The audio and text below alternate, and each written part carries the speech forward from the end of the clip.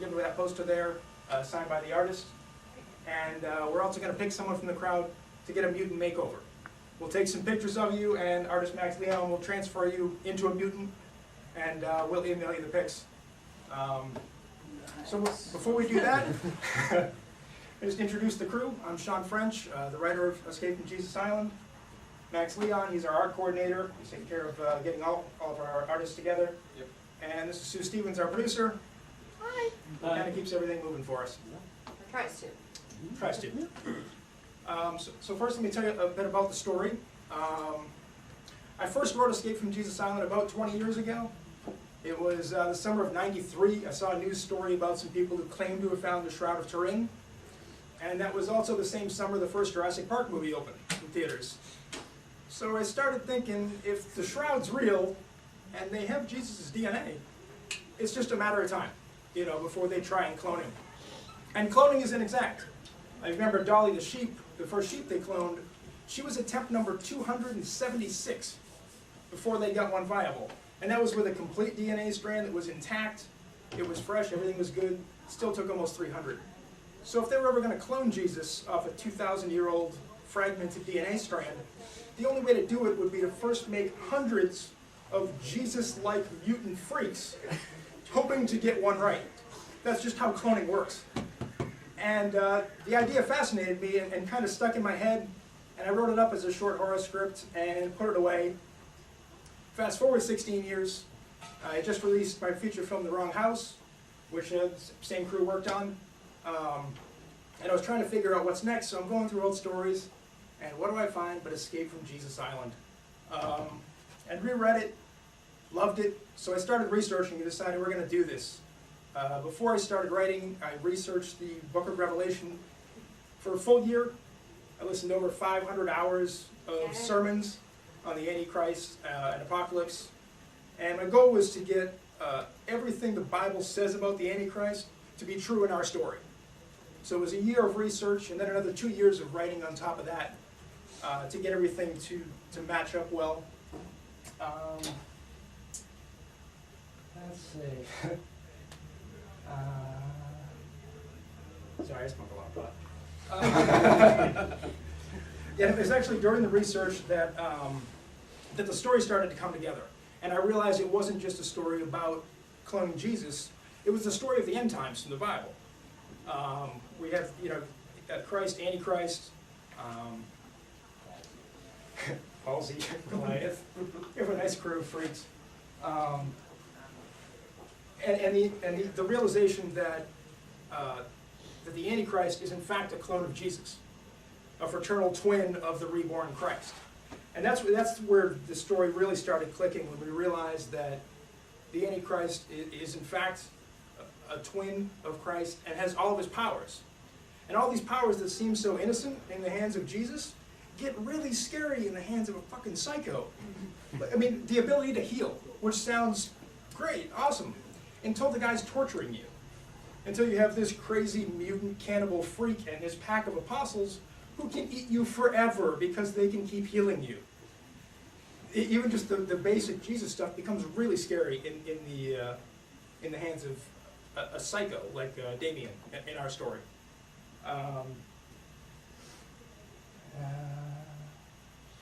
So the actual story is about, obviously, an attempt to clone Jesus by the Regen Corp. And they have this island resort where they've set it up and are hoping to create a hospital where Jesus will heal the wealthy. And they can fly them in for $1 million or so. You can be healed by the Son of God. So it's kind of this high-end hospital. The Vatican hears that Christ has been reborn, sends in an extraction team and all hell breaks loose. So you have Jesus, you have the Antichrist, you have the regen guards, you have the Vatican extraction team, and of course an island full of freakish mutants, all colliding on this epic night that kind of sets the end times in motion. So before we show the trailer, which we're going to do in a second, let's talk with Max Leon. You want to tell a little bit about the process and how you are bringing the island and the characters to life? What we did, we're working with an artist named Warner Glum, and what he did is he took a series of photos of a lot of our friends. We put a shout out on Facebook and some of the social networking sites, and we got a lot of people to come over, and we didn't exactly tell them what they were going to turn into. It says it's going to be something hideous.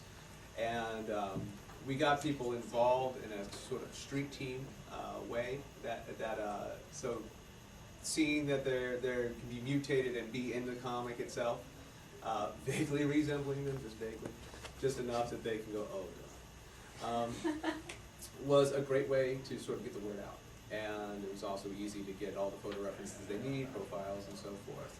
And so it began there. Damien is based off Damien Zeig, who's a local musician here in Maine, and he posed for those set of pictures. My friend Seth posed for Palsy, which is the little man on top of Goliath's shoulders, and he's not happy about that one bit. There is one of the fans on Facebook who is mutated. Oh, they can't see that, so it's on there. I also smoke a lot of weed. Now, the process is done mainly on a tablet with a little bit of paper. Mainly scanned in for certain, mainly the technology and the architecture is drawn and then brought back into the computer and then fixed. That's seems to be more the staple. The figures are done in what's like an old marker method. Usually you start out with a light gray tone, and you just put blobs, and then you just take the next grade of darker gray marker, and the figure sort of flushes itself out. Then that goes into a tablet and cleans it all up. Puts lines on and Illustrator and so forth, and it ends up looking the way you'll see here in the trailer in a minute. It's going to be about 128 pages. Yep. And the colossal undertaking. If you know Mortimer Glum, if anyone's met him, I'm sorry. He is a pain in the ass, but he's a good artist, and we like to work with him. He couldn't make it here today. His hover around scooter couldn't make it out of the It's a long story. Anyway, if you want, we can go ahead and show that. Sure. And Sue? So Sue Stevens, who's our producer. Yep. So you want to tell a little bit about what your kind of role in keeping everything together is? I'm just having a whole lot of fun watching it all come together and gather all the resources we can so we can make this thing explode. It's a great story. That's just it. I just want to make it happen. All right. So now it's time for the world premiere of the Escape from Jesus Island trailer.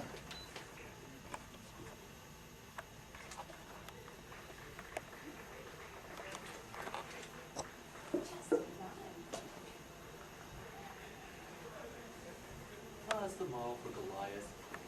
Hello, Eric. We were just explaining some of the process.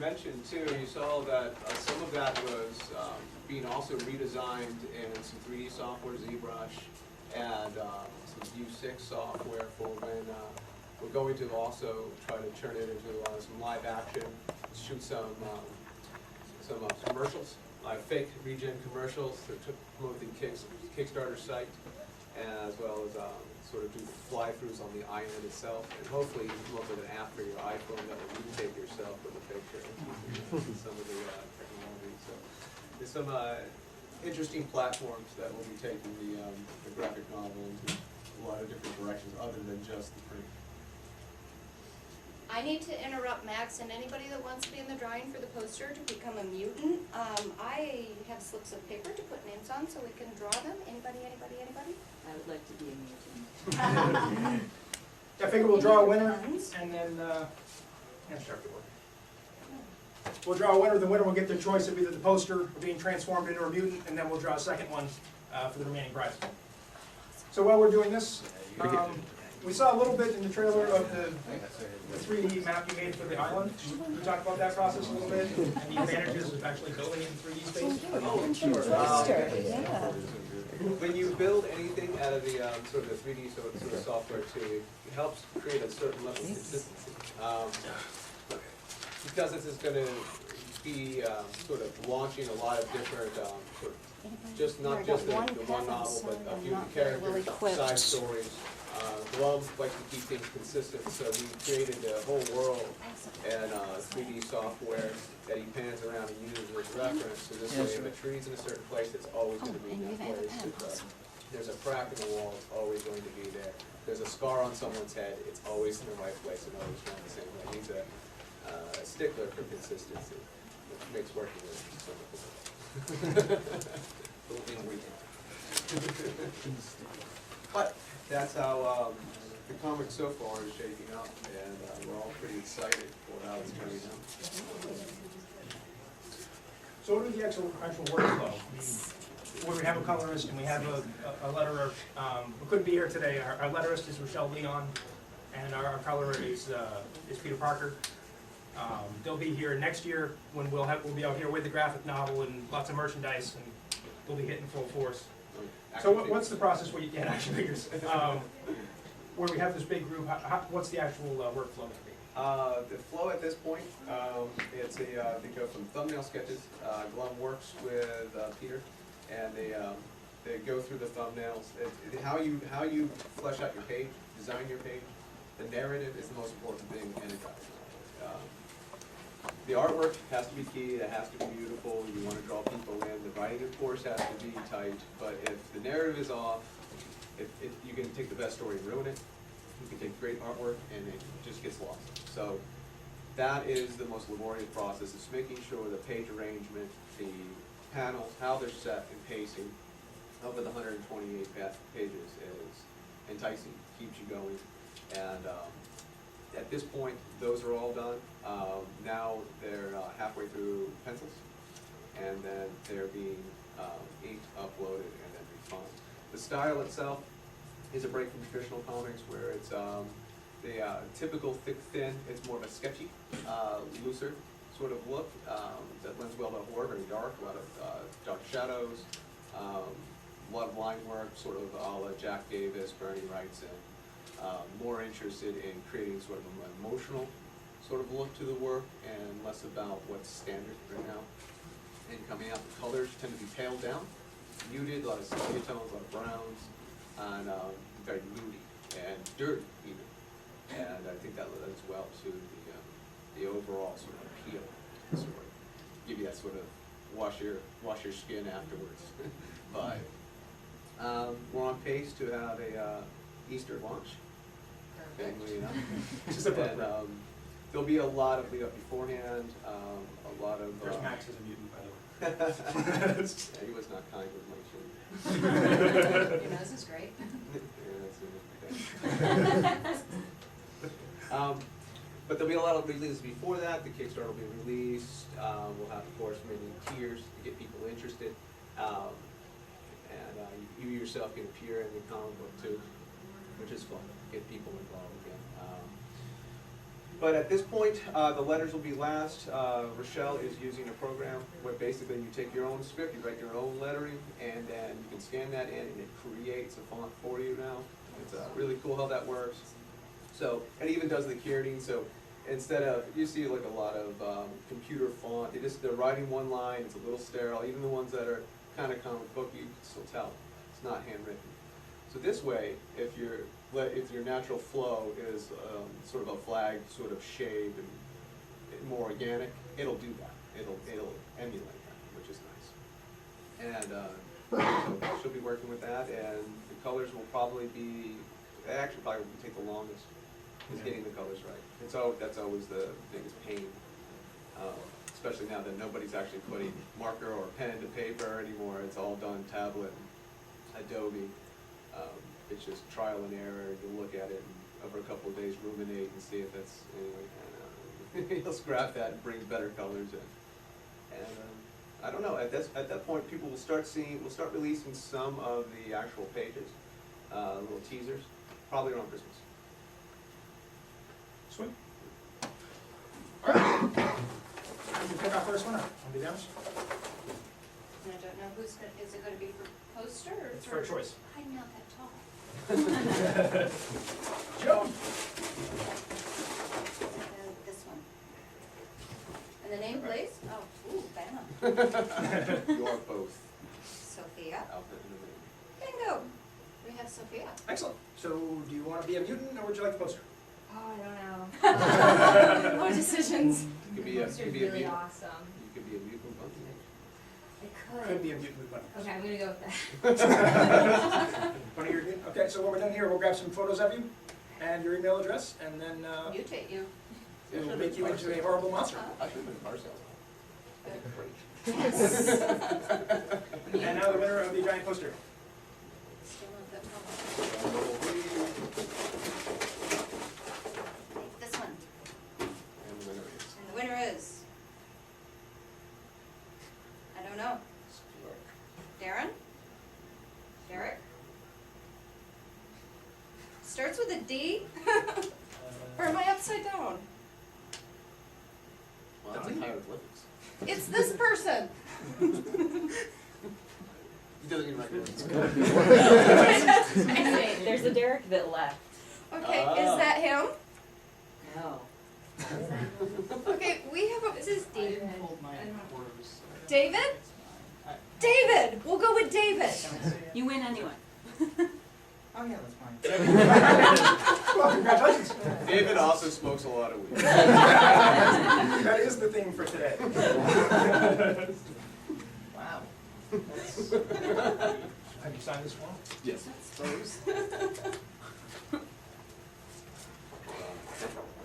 Yeah. Great. Over here. Somewhere.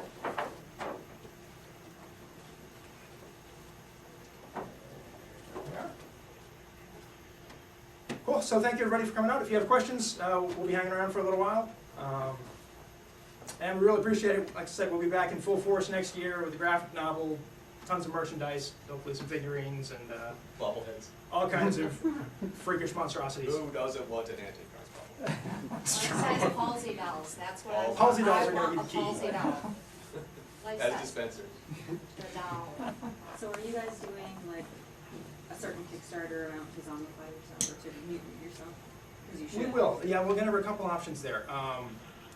For the Kickstarter campaign, which will probably launch in mid-January, we'll have a basic level where if you donate a certain amount, you can be included as one of the mutants, and then we'll also have a few specialized levels with specific characters that we've developed that are actually part of the story and are important to it, that you can, the first person to buy in at that level gets to pick their character.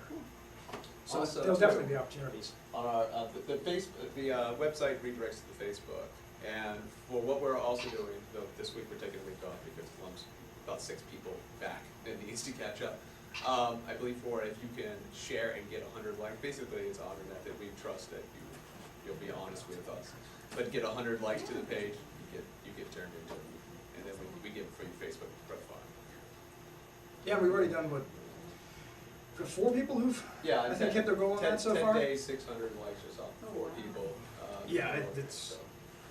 It's catching on pretty good. Yeah, after a good start. Any other questions? Who are there's some non-mutant looking characters. There is. Yeah, What's that all about? that's a group from the opening sequence, a group of activists who believe that there's animal testing going on in this facility and animals are being tortured, and they break in to free the animals and find out that there are far worse things going on. It's like the ending to a Scooby-Doo special that should have happened. Right. If we made Scooby-Doo, that would be our first 20 pages. Yeah, this time they do get away with it. Is there any chance of this becoming a full-length movie at some That's point? the ultimate. That's the ultimate goal. I originally wrote it as a film, but as I was writing it, I had to just kept shrinking the story down to make it into something I could film, and I had to kept making these brutal cuts to the story that were just killing me. So we decided to do it as a graphic novel and go as big and bad as we wanted to with it, without any of those restraints. The goal is still a Jesus Island movie. That would be the most awesome thing ever. But for now, we're pushing the graphic novel, and we'd like to turn this into a franchise. Imagine the publicity. Good and bad. I could see Mel Gibson being behind. Oh, yeah. And we have cards that link to our Facebook page. Anybody have one of those? Yeah. Like I said, there'll still be opportunities to appear in the graphic novel that we'll be announcing on our Facebook page, so if that's something you're into. I caught on my mouth. I don't wanna get paid. For any other questions too? Make sure that we don't leave anybody guessing. Has this style of graphic novel been done before? Not the story, but the actual creation of it. To my knowledge, I've been working in the comic book industry now since about 19 years. They do use a lot of different, some of the major companies, they just have more of figures, and then they'll just take the figures. Same thing with major animation studios, and then they'll put different hats and gloves and things on them, and it makes that go faster. That's not, none of that is what we're bringing into this. The style and narrative is pretty much unique, and then how it's done. Some of the technique is really strange. Glenn will take a laser copy, like some ink work that he's done online, throw it down on a piece of paper backwards, and throw xylene on the back of it, and do it as a print transfer, and then throw more color back over it, and then scan it back in again. And it gives it a lot of texture and a lot of like sort of line holidays that you just can't really fake. You know, it's not something you can just like take a brush and just do. It's just something that happens like torn parchment. So bringing that in, again, just kind of separates it and makes it stand out a little bit on the shelf as different. It's really unique. Any other questions? Awesome. Really appreciate you guys coming over too. Yeah, thank you, everybody. Thank you. You guys have been awesome. We'll see you next year.